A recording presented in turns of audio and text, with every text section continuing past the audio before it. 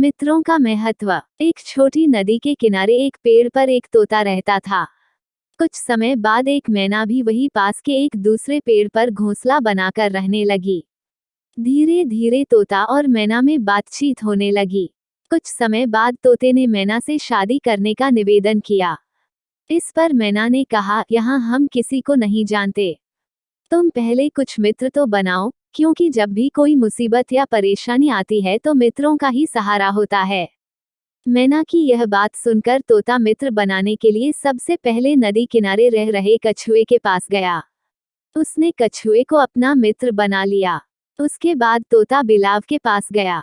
उसके साथ भी तोते की मित्रता हो गई और उसने तोते से बुरे समय में मदद का वादा भी किया। कछुए और बिलाव से मित्रता करने के बाद तोता मैना के पास आया और उससे शादी कर ली। वे दोनों नदी के तट पर जिस जगह कछुआ रहता था उसके पास स्थित बरगद के पेड़ पर घोंसला बनाकर एक साथ रहने लगे। कुछ महीनों बाद मैना ने 2 बहुत सुंदर बच्चों को जन्म दिया। तोता और मैना बहुत खुश थे। एक दिन 2 शिकारी नदी के पास स्थित जंगल में शिकार खेलने आए, लेकिन उनकी किस्मत खराब थी, उनके हाथ कोई शिकार नहीं लगा। शिकार की खोज करते करते वे इतने थक गए थे कि वे आराम करने के लिए बरगद के पेड़ के नीचे बैठ गए। अचानक दोनों शिकारियों की नजर पेड़ पर मैना के दोनों बच्चों पर जा पड़ी। पूरा दिन शिकार की खोज में ही निकल गया। क्यों न भूख मिटाने के लिए मैना के बच्चों का ही शिकार किया जाए। एक शिकारी ने दूसरे शिकारी की ओर देखते हुए कहा, बात तो तुम सही कह रहे हो, मेरे पेट में भी चूहे दौड़ रहे हैं, लेकिन अभी अंधेरा हो चुका है, क्यों न पहले आग जला लिया जाए। दूसरे शिकारी ने कहा। दोनों शिकारियों ने तुरंत कुछ सूखी लकड़ियां इकट्ठा कर आग जलाया। पेड़ पर बैठे तोते ने जब दोनों शिकारियों की बातचीत सुनी तो वह घबरा गया। वह बिना देर किए बिलाव के पास पहुंचा और उससे सारी बात बताई। बिलाव ने उसे दिलासा दिया और तोते के साथ चल पड़ा। बिलाव और तोता जब बरगद के पेड़ के पास पहुंचे तो देखा कि एक शिकारी पेड़ पर धीरे धीरे चढ़ा जा रहा है।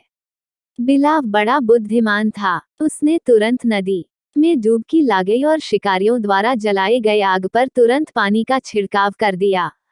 उसने इस तरह 4-5 बार डुबकी लगाई और आग को पूरी तरह बुझा दिया। अंधेरा हो जाने के कारण जो शिकारी पेड़ पर चढ़ रहा था वह नीचे उतर आया।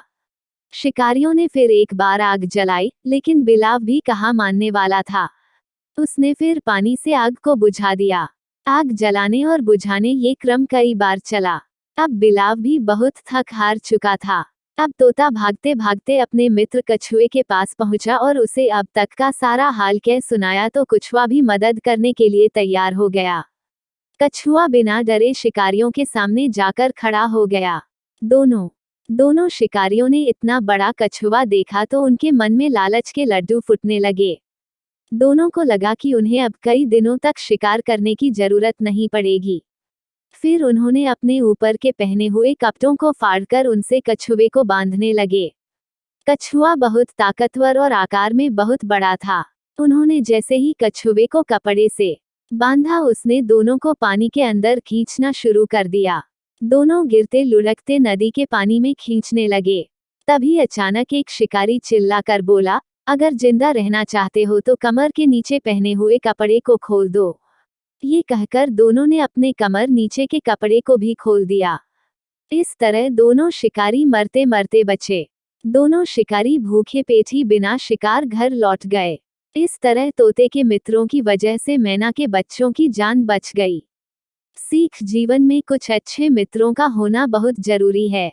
जब भी कभी मुसीबत का समय आता है तब मित्र ही मदद करते हैं। ऐसा व्यक्ति जो आपका बहुत अच्छा मित्र होने का दावा तो करता है, लेकिन मुसीबत या समस्या आने पर आपसे किनारा कर लेता है, वो कभी आपका मित्र नहीं हो सकता।